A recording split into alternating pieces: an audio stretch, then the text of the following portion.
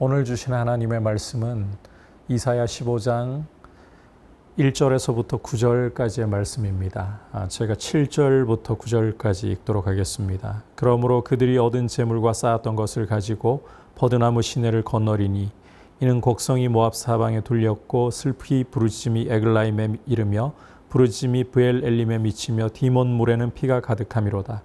그럴지라도 내가 디몬의 재앙을 더 내리되 모압에 도피한 자와 그 땅에 남은 자에게 사자를 보내리라. 아멘. 오늘 함께 읽은 이 이사야 15장 말씀은 1절에서도 보여주고 있듯이 이 모압에 대한 경고의 말씀, 모압을 심판하시겠다는 하나님의 말씀입니다. 내용을 좀 살펴보자면 하룻밤에 모압 알과 모압 기르가 멸망하여 황폐하게 될 것이다. 이 모압의 이 알이 어디이고 기르가 어디인지 정확히 알 길은 없습니다만 대표적인 두 도시임에 틀림없는 것 같습니다. 이 모압의 대표 두 도시가 망하여서 황폐하게 된다. 모압이 망하여서 황폐하게 된다는 거죠. 이렇게 될 때에 오늘 말씀에서 계속 반복되고 있는 표현 중에 좀 주목할 표현이 이 울다, 통곡하다, 애통하다.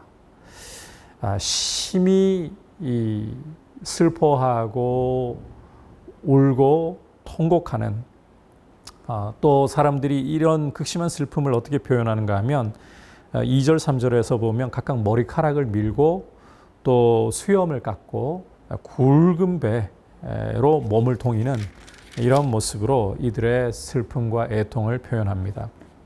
이 모압이 망해버려서 황폐하게 되었기 때문입니다.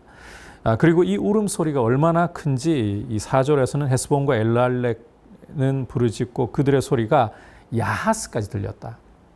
야하스까지 들렸다. 그 결과로 이 모압의 군사들이 이 가장 용맹해야 할 군사들이 원래는 전장에서 용기를 북돋기 위해 적들을 향해 함성을 지르면서 달려가야 되잖아요. 그런데 이 공포로 소리를 지르면서 그들 혼이 속에서 덜덜덜 떤다. 이렇게 말씀을 하고 있어요. 이렇게 나라가 망해버리니까 이제 5절부터는 모압 사람들이 피난하는 모습을 묘사를 하고 있습니다.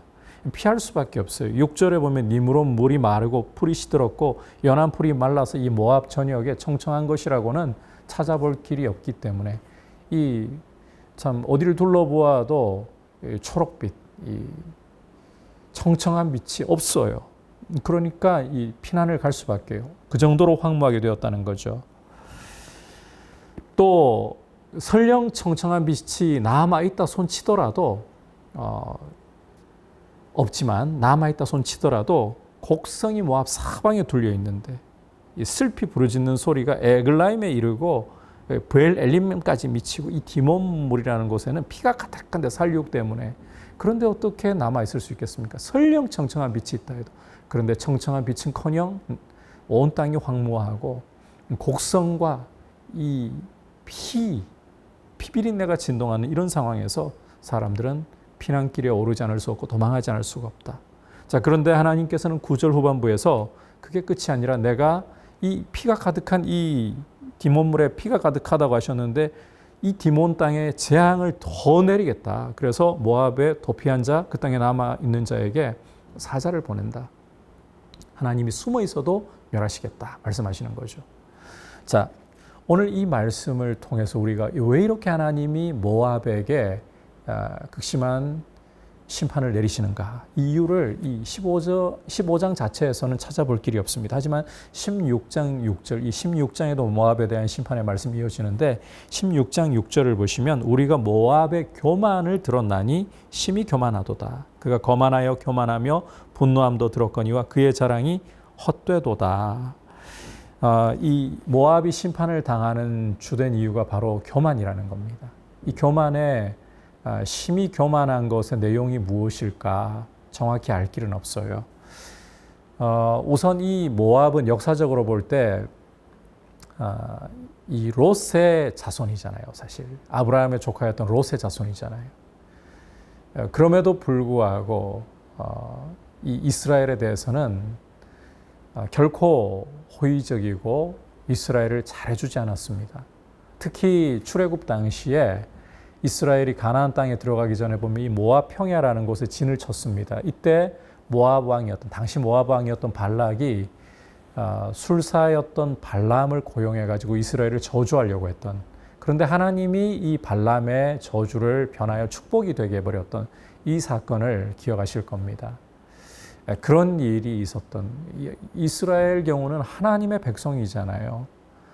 하나님의 눈동자와 같이 소중한 백성입니다. 이런 이스라엘을 건드린 역사가 있어요. 그래서 하나님께서는 신명기에서 심지어 이 에돔이라든지 그 이스라엘을 430년간 이 노예살이 하게 했던 이 애굽의 경우도 3대가 지나면 이스라엘 총회에 가입할 수 있지만 모압 사람들은 결코 총회에 가입할 수가 없다.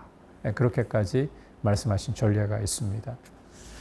그리고 또 중요한 것은 이 바벨론에 의해서 이 유다가 망할 때에도 모압은 결코 유다에게 도움이 되지 않았던 그런 과거를 가지고 있습니다.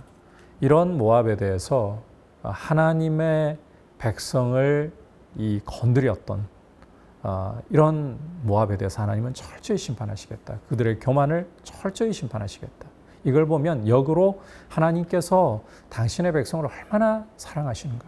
모압이 저주하려고 할 때 저주를 변하여 축복이 되게 만들어 버리실 정도로 그렇게 당신의 백성을 사랑하시고, 또 우리가 이 신약적으로 말씀을 드리자면 독생자 예수 그리스도를 십자가에 내어주실 정도로 그렇게 당신의 백성을 사랑하신다. 우리를 사랑하신다. 오늘 이 말씀을 통해서 그러한 부분을 우리가 생각하고 엿볼 수가 있습니다. 아울러서 오늘 이 모압에 대한 심판의 말씀에서 이 모압이 피난길에 올라가지고, 사람들이 피난길에 올라가지고 이제는 좀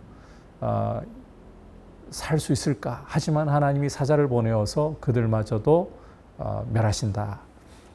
하나님의 심판이 시작될 때에는 숨는다고 숨는 게 아니에요. 그만큼 하나님 어미하시고 두려우신 분입니다.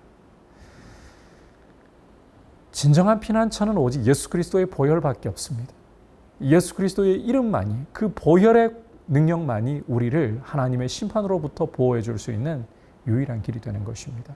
오늘 이 말씀을 통해서 예수 그리스도의 보혈 아래 거하고 그 피로 죄사함 받고 그 피로 하나님과 화목하고 하나님 자녀가 된 것이 얼마나 귀한 복인가. 저주도 변하여 축복이 되게 하시는 이런 복을 주시는 하나님. 아울러서 우리가 그리스도의 피로 심판에서 벗어났고 하나님 은혜를 기뻐하지만 죄에 대해서, 교만에 대해서 정말 하나님의 어미하심을 생각하면서 두려워할 줄 아는, 그렇게 거룩함을 이루어가는 하나님 백성 될 수 있기를 축복합니다. 자, 이제 말씀을 생각하면서 기도하도록 하겠습니다. 이 시간 함께 기도할 때에 하나님 아버지, 이 오늘 말씀을 통해서 하나님은 열국의 통치자이신데 내 삶의 모든 부분도 하나님의 손길 안에 있기에 나의 삶의 기쁜 일도 슬픈 일도 무슨 일을 만나도 주님이 통치자가 되심을 고백하며 내 삶을 주님께 맡기고, 특히 예수 그리스도의 보혈로 나를 죄사해 주시고 하나님과 화목하게 자녀되게 해주신 이 은혜 너무너무 감사합니다. 이 은혜 안에 기쁨으로 거하며 주님의 보혈을 나의 피난처로 늘 삼고 늘 정결한 삶을 힘쓰게 하여 주옵소서. 그리고 이제 다가오는 우리 자녀들을 위한 여름 사역들, 수련회와 성경학교 위에 성령의 능력으로 기름 부으시고 지혜를 주시고 우리 자녀들 믿음을 잘 세울 수 있는 사역이 되게 해달라고 같이 기도하겠습니다. 하나님 아버지, 오늘 모압에 대한 심판의 말씀을 통해서 하나님은 역사의 주인이시고 온 열방의 주인이시라는 사실을 보았습니다.